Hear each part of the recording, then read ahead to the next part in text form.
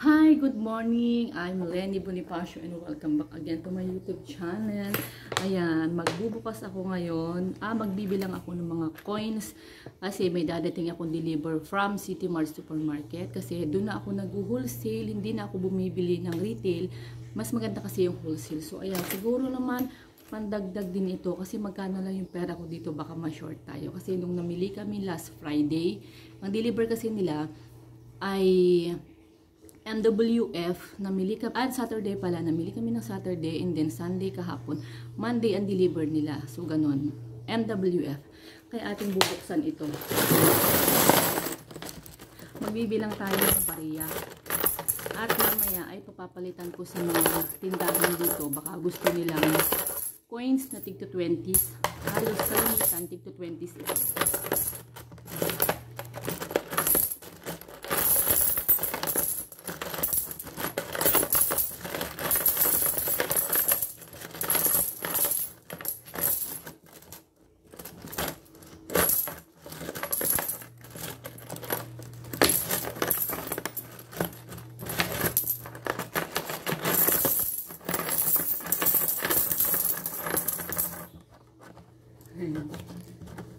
Meron pang mga tig 100. Kasi minsan dito ako nagpapapalit ng mga buo. Halimbawa, wala akong bariya. Ayan. So, ganito siya kadami. Ayan.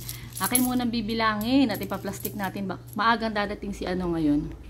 Si City Mart. Pupunta sila dito ng around 9 to 10 AM. Ayan. Ito yung laman ng aking alkansya. Ayan. Bibilangin ko ng maayos.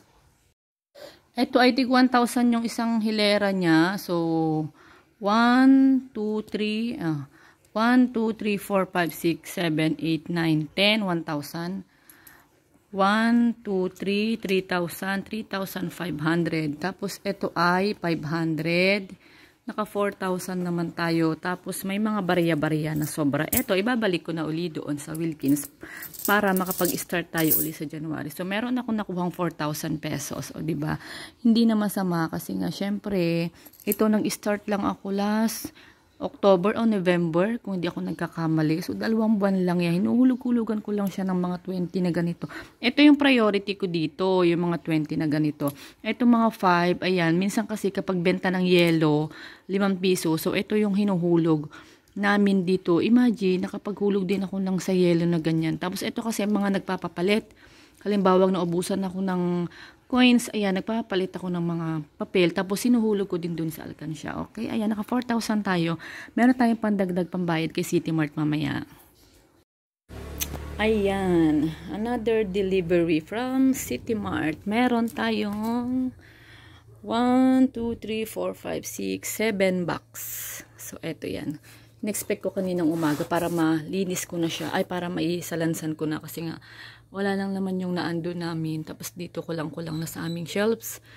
Tapos ngayon lang dumating 1 PM, 1:30. Ayan, dito yung mga chichirya. Tapos medyo mabigat tong nasa ibabaw. Siguro dilata ito. Tapos mga sabon, ayan, medyo mabigat. Eto, tapos ang kanyang total na napagbayaran ko dito, ayan, ay 13,232.70. Natanggap din naman sila ng GCash, pero kasi meron naman akong pang cash dito. Kaya ayan, ayusin ko nila. Ang laking bagay ng dito sa wholesale compared dun sa retail. Kasi dito may medyo malaking discount. Tapos hassle pa sa oras mo at sa pamasahe mo, diba? So pipick up ka na lang dun. Iwanan mo na itong mga pinamili mo na dun. And then sila na yung magdi-deliver dito sa amin ng MWF. So yun ang kagandahan. At iayos ko muna ang aking mga paninda. Ito yung first box. Yan. Tapos, sunod yung mga non-food. Mga sabon pala lahat ito. Ayan, ang ganda sa ilalim, mga sabon. Tapos, etong nasa ibabaw ay candies. With suka. Na assorted na. Dito yung other condiments and coffee. Mga ganyan. Milo.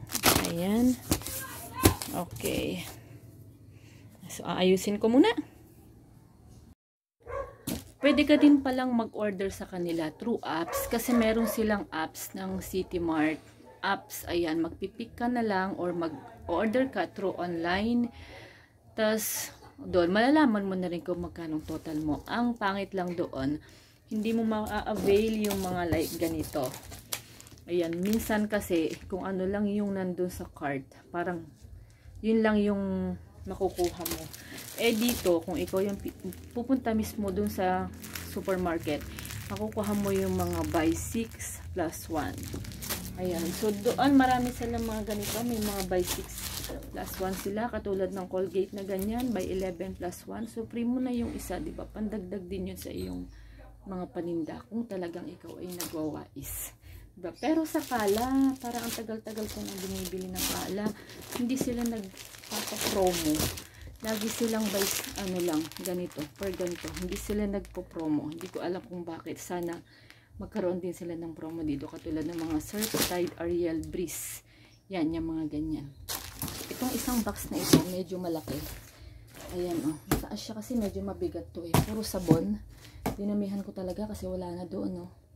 Gusto ko kasi bago ako umalis ng 27 dito, medyo okay yung tindahan namin para pagbalik ko ng January ay hindi na ako mamumroblema. Yan, kasi gusto ko every 2 weeks kasi ako magpapadeliver na iipunin ko nila yung mga benta ko and then pick up, deliver. So, ganun yung ginagawa ko. Ganun na pala yung gagawin ko.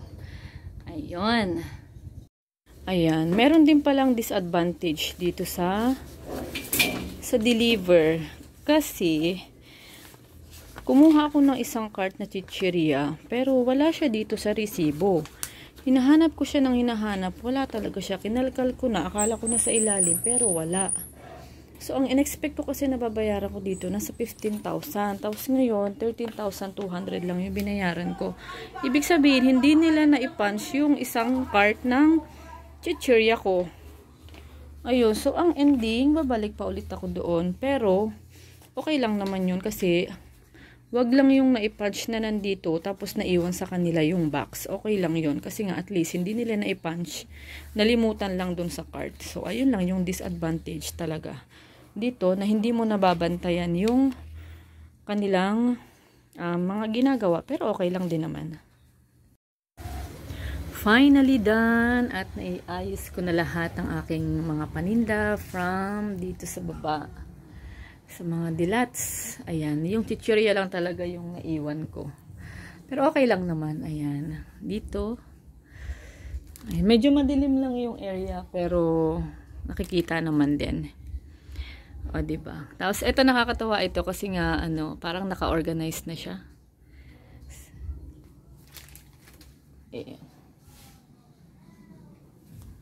Ayan.